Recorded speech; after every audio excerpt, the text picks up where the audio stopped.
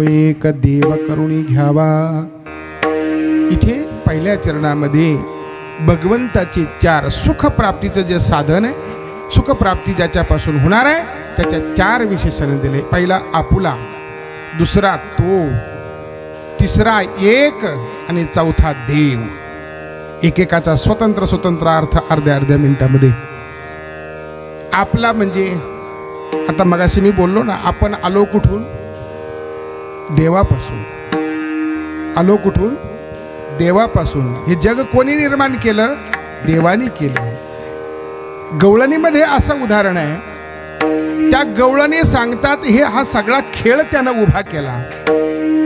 खेळ उभा करत असताना मूळ कारण काय? गवळणी सांगतात की ते देवाला करमेना। मूळ स्वभाव असा आहे माणसाचा, हा त्याच्यापासूनच आलेला स्वभाव, तिथूनच अशा प्रकारचा हा स्वभाव आला का एकट्या माणसाला करमत नाही।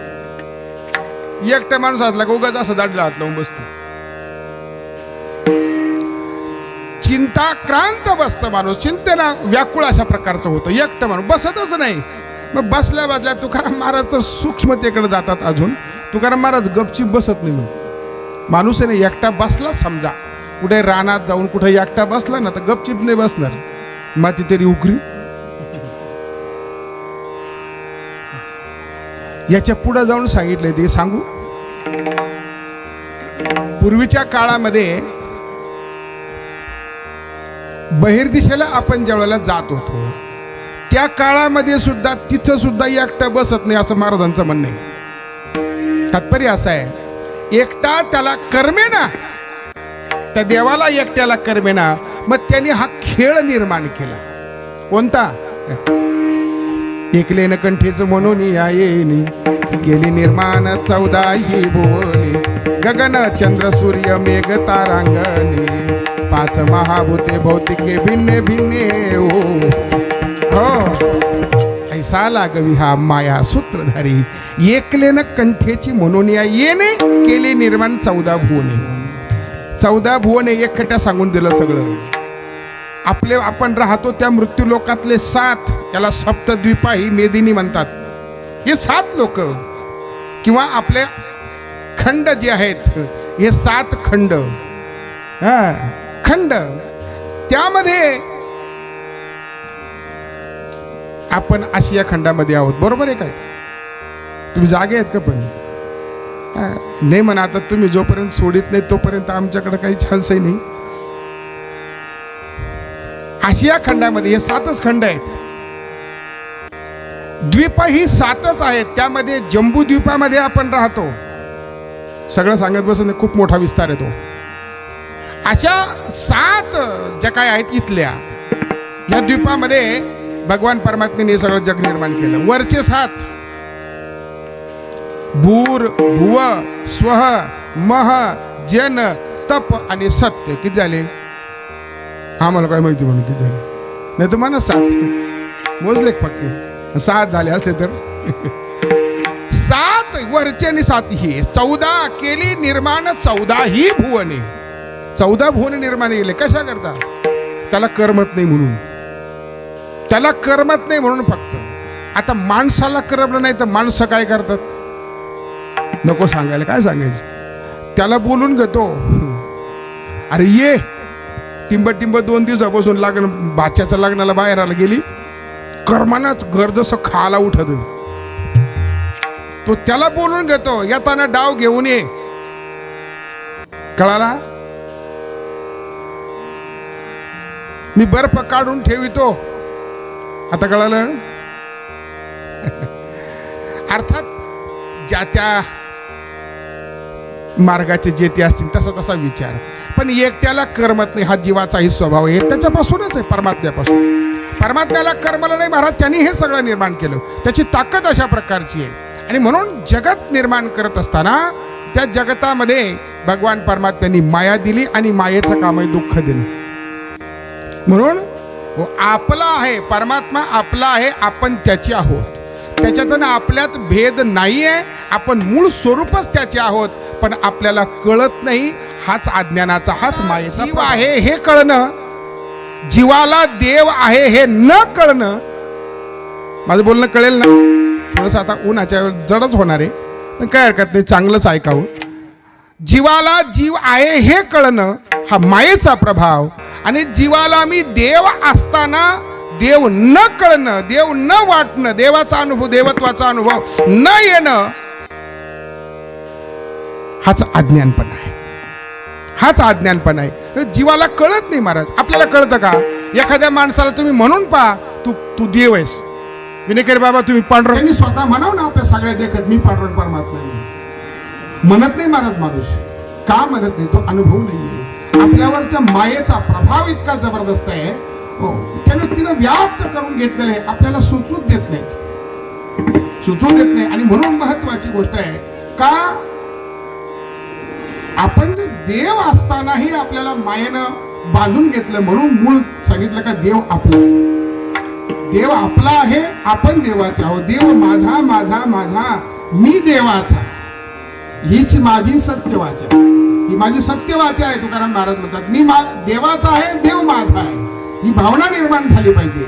याला म्हणतात तो आपला. हे देवाचं पहिलं विशेषण आहे, आपला आहे तो देव आहे. दुसरं एक सांगू का, देव आपल्या जवळ कायम आहे, पण माणसाला कळत नाही. माणूस बोलूनही जातो. त्याला आत्मा असा शब्द दिला, थोडं जड जाईल पण ते सांगणं गरजेचं आहे. यातला आत्मा जो आहे तुमच्या आमच्या हृदयामधला, तो आत्मा म्हणजेच देव आहे, देवत्वाचा अंश आहे. थोडं आणखी वेगळ्या भाषेमध्ये एक ब्रह्म चैतन्य, एक जीव चैतन्य. हे चैतन्य कोण आहे? तो आपला आहे. हो, तोच, त्याचा संबंध याच्याशी, या जीवाशी आहे. जीव आणि देव एक आहे हे सांगण्याची ही सगळी कारण आहे. म्हणून त्याला आपला म्हणायचं आहे. आपला आणखीनही आपल्याला काही त्याची पुष्कळ कारण अशा प्रकारचे पाहता येतील. ज्ञानोबा म्हणतात रामाच्या रूपानं तो प्रत्येकाच्या हृदयामध्ये असतो, तैसा हृदयामध्ये मी राम. अनेक अनेक प्रकार. तात्पर्य या वरच्या सगळ्या गोष्टीवरून आपल्याला हे लक्षात घ्यायचं का आपण देवस्वरूप, कमीत कमी आता तरी म्हणा, घाबरूच नका अजिबात, म्हणा आपण सगळे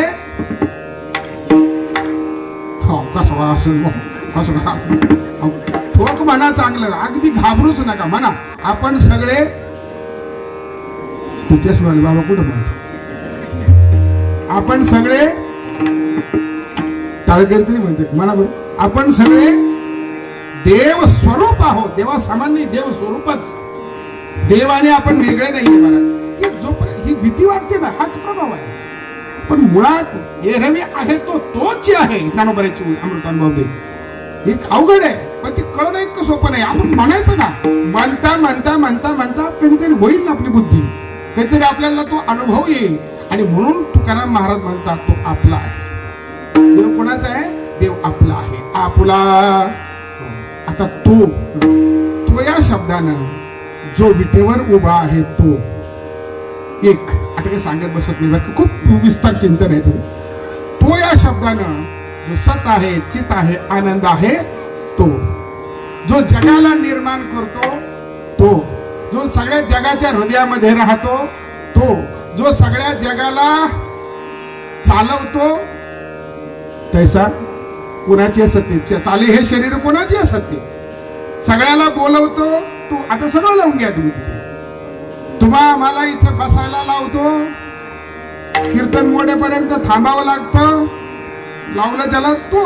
अर्थात अनेक कारण. या सगळ्या जीवनाच्या प्रक्रियेतला महत्वाचा तो जो आहे तो पांडुरंग परमात्मा, ज्यानं निर्माण केलं तो, ज्याची सत्ता आहे तो, जो विटेवर उभा आहे तो. अशा प्रकारे तो परमात्मा आपला आहे, आपला आणि तो, या दोन्हीचा संबंध पुन्हा तत्वमसी भावाक्याने होतो. आणि पुन्हा तो परमात्मा. मग आता देव कोणता? विठ्ठल तुमचा असेल, महाराष्ट्रातल्या लोकांचा देव विठ्ठल, MP UP मधल्या लोकांचा देव कोणता, कशाचा विठ्ठल आला? त्यांच्याकडे विठ्ठल विठ्ठल काही माहिती नाही. एकदा माझ्या बरोबर आमचे दिल्लीचे मित्र आले होते, काही साधू लोक, आणि कार्यक्रम चालू होता. असा कार्यक्रम, ते कार्यक्रमामध्ये आपल्याकडे भजन, मध्ये मध्ये भजन करायची सवय, विठ्ठल विठ्ठल विठ्ठल. ते नंतर मला तिकडे गेल्यानंतर बोले क्या बोलता, मला विठ्ठल विठ्ठल क्या बोलता. याचा अर्थ असा आहे तर त्यांना हा देव माहित नाही. देव त्यांचा वेगळा, आपला वेगळा. आता थोडस याला मोठं करा अजून. शिखांचा देव वेगळा, हिंदूंचा देव वेगळा, मुस्लिमांचा देव वेगळा, ईसाईचा देव वेगळा. देव किती झाले? अनेक झाले. आता अनेक सगळ्या देवाचा मिळून एक पुन्हा देव. उपनिषद आपलं हे सांगतंय, एको देव सर्वभूतेषु गूढः सर्वव्यापी सर्वांतरात्मा. एक देव आहे, एकच देव आहे. देव जास्त नाही, त्यात वेगळे वेगळे स्वरूप आहे. तोच त्या रूपानं आहे, तोच त्या रूपानं आहे, वेगळ्या वेगळ्या रूपानं तो येतो महाराज. एकच माणूस आईच्या समोर गेला का मुलगा, बरोबर आहे ना, माणूस तोच आहे, मुलगा तोच आहे. आईच्या समोर गेला का मुलगा, माणूस एकच आहे, पण त्याची नाठे बदलतात. तसं तसं प्रसंगाने देवाने काय झाले, दरी आली सोंगे येणे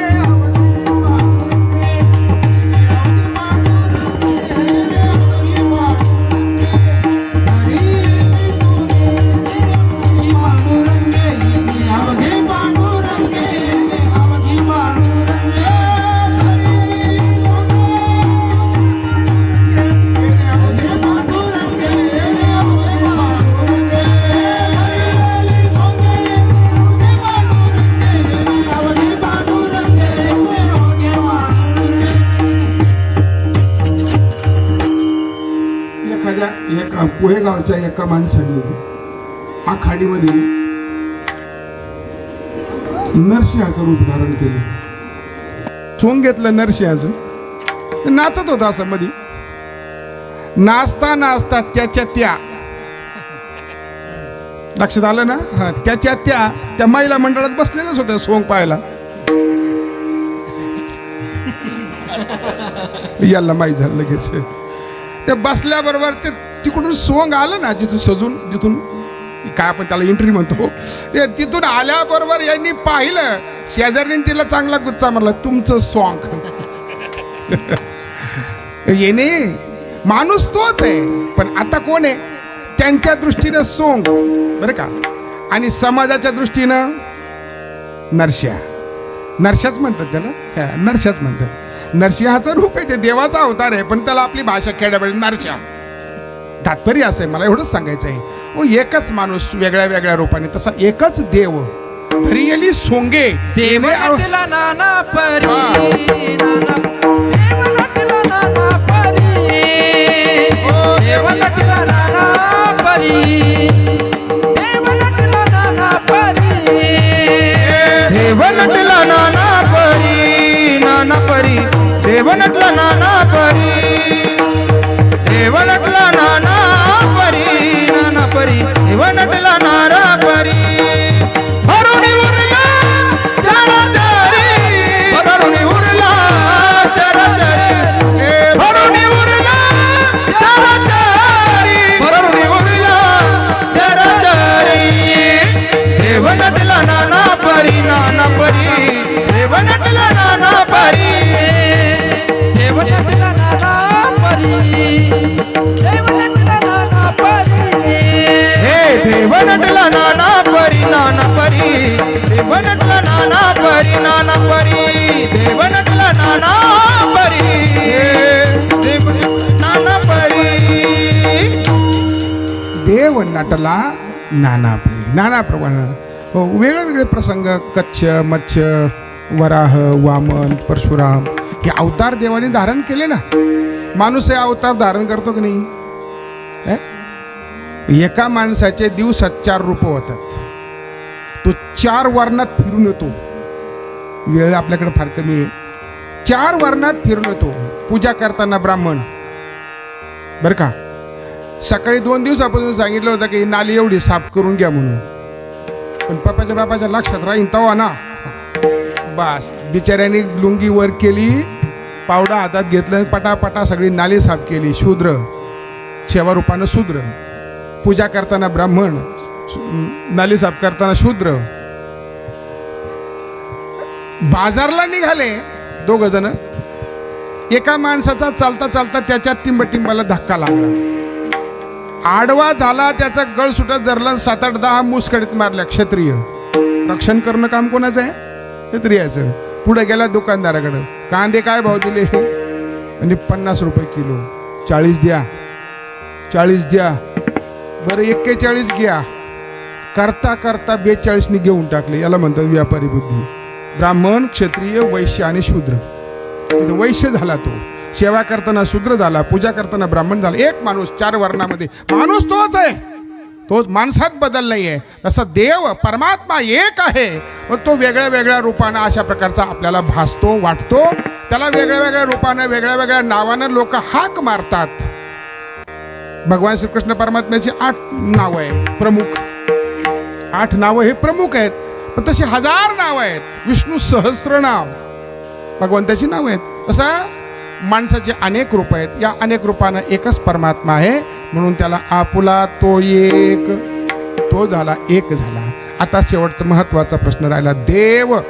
कोणाला देव म्हणतात? दिव्यती अनेन इति देव. जाऊ द्या, संस्कृत डोक्यात नाही घुसणार. साध्या सोप्या भाषेत सांगू का? ज्याची कर्तुम अकर्तुम अन्यथा कर्तुम शक्ती आहे तो देव. ज्याच्या सत्तेशिवाय काही चालत नाही तो देव. जो सगळ्यांना सांभाळतो तो, ही सगळी प्रमाण आहेत, सगळी प्रमाण आहेत. पोषितो जगासी 2-4 काय शब्द आहे महाराज? एकटाची, एकटाच पोचतो महाराज. तो एकटाच आहे, सगळ्या जगाला सांभाळणारा तो देव.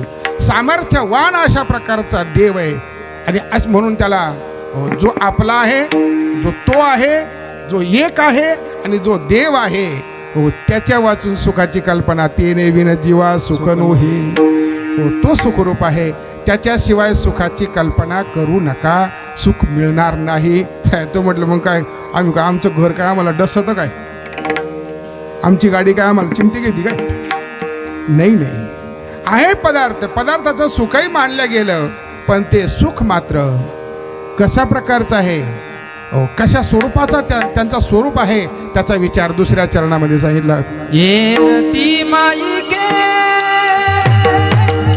दुःखाची जनिते हो. येरती माईके दुःखाची जनिते हो. येरती माईके दुःखाची जनिते हो. येरती माईके दुःखाची जनिते हो. येरती माईके दुःखाची जनिते नाही आधी आधी आवाजाने. हे येरती माईके दुःखाची जनिते नाही आधी आधी आवाजाने. येरती माईके दुःखाची जनिते हो. येरती माईके दुःखाची जनिते हो. येरती माईके दुःखाची जनिते हो. येरती माईके दुःखाची जनिते हो. आणि एरती माईके दुःखाची, 2 शब्द ठेवलेत. माईक म्हणजे मायेनं निर्माण केलेले, त्याला माईक म्हणतात. हे बी एक माईक आहे, हे नाही माईक, ते माईक हे निर्माण केलेलं मायेनं, म्हणून माईक. आणि दुःखाची, दुःखाला निर्माण करणारे. एका वाक्यात सांगू का, वेळ आपल्याकडे कमी आहे. जगातल्या वस्तूचा उपयोग आपण धड आहोत तोपर्यंतच ठीक आहे, पण ज्यावेळेला खरं दुःख आपल्या शरीरावर होतं ना, त्यावेळेला सगळं बाजूला राहतं. आणि हे कोरोनाने आम्हाला चांगलं दाखवून दिलं. माणसं तेच होती, माणसं बदलले नाही हो. पण ज्याला कोरोना झाला ना, त्याला जेवण जवळून दिलं नाही, त्याला कपडे जवळ दिले नाही, त्याला कोणी भेटायला गेलं नाही. एवढंच नाही तर तो मेला, त्याच्या मौतीला सुद्धा कोणी गेलं नाही. कळालं? तू कोणीतरी एक मोठ्या श्रीमंत माणसाचं एक आलं होतं व्हॉट्सअपला, मला नाव आठवत नाही त्याचं, काहीतरी 15 अरब का काय रुपयाचा कोटीचा तो माणूस आहे, श्रीमंती त्याची. पण त्याच्या घरचे माणसं असे लांब राहून पाहतात, लांब राहून. त्याचं दाखवलं ते की सगळीकडचीच परिस्थिती आहे. या कोरोनानं केलेली. याच्यातून सत्य घ्यायचं आपल्याला. दुःख आहे ते तो फक्त स्वतंत्र आहे, सत्य एवढंच आहे त्याच्यामध्ये. एवढं सगळं असताना त्याला कोरोनाने लोकाला स्पर्श करू दिला नाही, करू दिला नाही महाराज. कित्येक लोक आता पोहेगावातही काही गेले असतील, नसतील गेले मला कल्पना नाही, पण तरी सुद्धा जे लोक काही गेलेत त्यांना त्या माणसांना हातात नाही दिलं. इतकी वाईट परिस्थिती आहे. माणसं जवळ गेले नाहीत. अहो महिना महिना त्यांच्या घरावर कोणी गेलं नाही, गेलंच नाही. हो विचार कर ना. मग कुठे आपली संपत्ती, कुठे आपले बाकीचं काही तर उपयोगाला नाही झालं, पण जे सजीव माणसं आहे ते माणसं उपयोगाला येऊ नये, हा खऱ्या दुःखाचा परिणाम आहे. खरं दुःख ज्यावेळेला येतं ना त्यावेळेस सगळं असंच आहे, सगळं असंच आहे. सत्ता संपदा राहील ठाईचे ठाई, पुढे संचित जाईल ग्वाई. तुका म्हणे तई यमाज्ञा, यमाची आज्ञा होईल त्यावेळेला सगळं जाग्यावर राहील. हे सगळ्या वस्तू, सगळे पदार्थ आपल्या काही कामाचे नाही. याच्यापासून आपल्याला सुख मिळणार नाही. एरती माईक दुःखाची जनिती, नाही आधी नाही अंती. अगोदरही नाही, शेवटी नाही, आणि नाही मधल्या अवसान या काळामध्ये. तिन्ही काळामध्ये याचा उपयोग होत नाही. संतांनी थोडं सूक्ष्मतेनं सांगितलंय. मला एका वाक्यात तुम्हाला सांगून तुम्हाला लगेच पटल असं नाहीये. त्याच्याकरता पुष्कळ काही गोष्टीचं पुष्कळ चिंतन आहे. मला तिकडे जायचं नाहीये. तिन्ही काळात नाही एवढंच फक्त ध्यानात ठेवायचं आहे. आणि म्हणून अशा प्रकारे ज्या संसारातल्या पदार्थाचं स्वरूप असं आहे, नाही आधी अंती अवसानी. मग ज्याच्या सुखाची प्राप्ती आपल्याला करायची, जो सुखरूप आहे त्याचा एक स्वभाव आहे, त्याचा एक स्वभाव आहे. आणि संगतीचा हा परिणामही आहे. आपण सुरुवातीलाच पाहिलं का संगती आपण ज्याची केली का त्याचा संबंध, त्याचा संस्कार आधीच ते सगळ्या गोष्टी आपल्याला येत जातात. हो व्यवहारात आपल्या म्हण आहे, ढवळ्या शेजारी काय आहे ते काहीतरी आहे ना. हा त्याच्यापेक्षा तुकाराम महाराज म्हणतात, बैसता चोरापाशी तैशी होय बुद्धी, आणि देखताची चिंधी मन धावे. एक तुकडा जरी एखादा कपड्याचा पडलेला असला ना तरी ते चोरून घेण्याची प्रवृत्ती. कारण का शेजार धर्म कोण आहे म्हटलं, चोर आहे. त्याच्याजवळ जर आपण बसलो तर तिची बुद्धी निर्माण होते. मला एवढंच सांगायचं आहे का अशा प्रकारे बुद्धी त्याचा स्वभाव अशा प्रकारचा आहे. त्याच्याजवळ आपण गेलो का त्याचा स्वभाव असा आहे, तो आपल्यासारखं करत असतो बरं का. व्यवहारात असा नियमच आहे. आता गेलाय आपण दरवाडा गेला कालपासून, काल झालं सगळं जिकडं तिकडं. पोहेगावचं नव्हतं ना, काही नव्हतं ना. हां बरं झालं ते. बरं तुम्ही ज्याच्या संगतीला जाल ना त्याचे गुणधर्म तुम्हाला लागतात. हा स्वभाव आहे अशा प्रकारचा. तुम्ही त्याच्या संगतीला जा. संगतीला गेल्यानंतर ओढाळाच्या संगे सात्विकी नाडली पुष्कळ उदाहरणं आहेत. ओढाळ गाईच्या संगे सात्विक गाय. एका गावामध्ये ते ब्राह्मण बुवाला एक गाय दिली. आता ब्राह्मण बुवाला कोणी काही ताजी तवानी गाय देत नाही. त्याची सगळे हाडकं दिसत होते त्या गायची. ती गाय ब्राह्मण बुवाला दिली. ती चरायला दिली. गावाच्या ते गावगुरं असतात ना पूर्वीच्या काळामध्ये, त्याच्यात चरायला गेली. तिच्या ती काय ताजी लवानी लट्ट गाय होती. चारता चारता दोघीची ओळख झाली. ओळख झाल्यानंतर त्या ब्राह्मणाच्या गायीनं तिला विचारलं, का ग बाई तू एवढी जाडजूड कशी काय खाती. ती म्हटली, माझं नको ऐकून, माझं विचारही नको घेऊ डोक्यात. नाही पण सांग ना. नको जाऊ दे. नाही पण सांग ना, नाही पण सांगणार, नाही पण सांगणार म्हणता म्हणता तिनं सांगितलं. ती म्हटली, हे बघ मी रात्री खुट्याची सुटते. कोण म्हणतंय खुट्याची सुटते. आता शेतकरी वर्ग आहे, मला एवढं सांगितलं तर जवळजवळ कळेल. गाईला काही काही गायी अशा खोड्याच्या, मी गाईबद्दल बोलतो, गायी अशा खोडीच्या असतात. त्या दातानी ओटानी त्या चराटाला, ज्याला बांधलेलं जे चराट असतं ना खुट्याला, ते चराट सोडून घेतात आणि सुटतात. तशी सुटते. शेजाऱ्या पाजाऱ्याच्या घासात बी उसात जाऊन येते, पोट भरून येते, पुन्हा तशी जाग्यावर बसते. पुन्हा दिवसभर गायांबरोबर हिंडते. मला काही चरण्याची अपेक्षा नाही राहत. अशा प्रकारे मी तयार झाली. ती म्हटली, मी येऊ का. कोण म्हटली, ब्राह्मणाची गाय. मी येऊ का म्हटली. तर चल बाई, तर मला तरी काय करायचंय, तू खाशील तर खा, माझं काही नाही. बस संध्याकाळच्या वेळेला त्यांचा टाईम ठरलेला होता. ही लोक झोपली म्हणजे साधारण 10, 10:30, 11च्या दरम्यान सगळे लोक सामसूम झाले म्हणजे ती सुटायची. ती सुटली, ही सुटली. एका घासामध्ये गेले घासामध्ये गेल्यानंतर घास खायला लागल्या. आता ती हुशार होती, ती शेंडे शेंडे खायची. हिला घास मिळालाच नाही, ही बुडापर्यंत घुसायची. घास वाढलेला होता, ती काय घासातून हालेनाच. घासाचा मालक वैतागलेला होता. घासाच्या मालकाने विचार केला की आज इथंच बाज टाकायची. तो बाजावर काळ्या वावरामध्ये अशा शेतामध्ये बाज टाकून पडला. चाऱ्याचा ते चरण्याचा आवाज आला, तो उठला. त्यानं हत्यार बित्यार जवळच ठेवलेलं होतं. त्या दुसऱ्या गायीनं, दररोजच्या येणाऱ्या त्या ओढाळ गायीनं पाहिलं. बाज शेप वर केली की उडी मारली त्या कुंपणावरून आणि पळून गेली. हिला खायच्या नादामध्ये कोण इकडं आलं का काय समजत नाही. परिणाम काय झाला, त्यानं दांडकं घेतलं, तिला पहिलं धरलं, बांधलं, दांडकं घेतलं आणि चांगलं हळद कुंकू वाहिलं. आणि मग तिला विचारलं का ग बाई तुला मार का खावा लागला. ते म्हणे अर्धरात्र प्रसंगेनं नुसता मारच खाल्ला नाही तर त्या ब्राह्मणाला सांगितलं लय तुमची गाय ओढाळे, लय ओढाळे. मग तिच्या गळ्यामध्ये एक लाकडाचा घंटा बांधा. लाकडाचा घंटा म्हणजे काय, लोढणं. हे मोठं लाकूड तोडलं, त्याला दोरी बांधली, तिच्या गळ्यात बांधून दिली महाराज.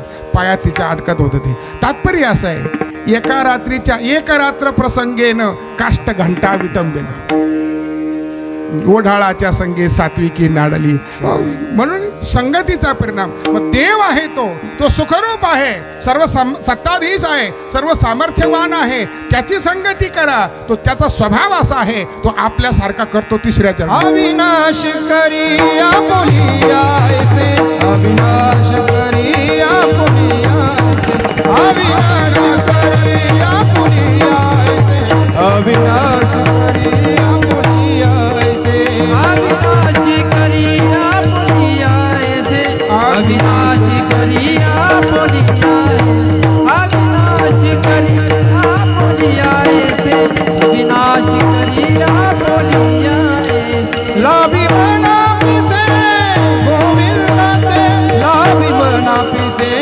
गोविंदा ते, अभिमना पिसे गोविंदा, अभिमना पिसे गोविंदा ते. रथी माई के दुःखाची जननी, हे रथी माई के दुःखाची जननी, हे रथी माई के दुःखाची जननी, हे रथी माई के दुःखाची जननी, दुःखाची जनते, हे रथी माई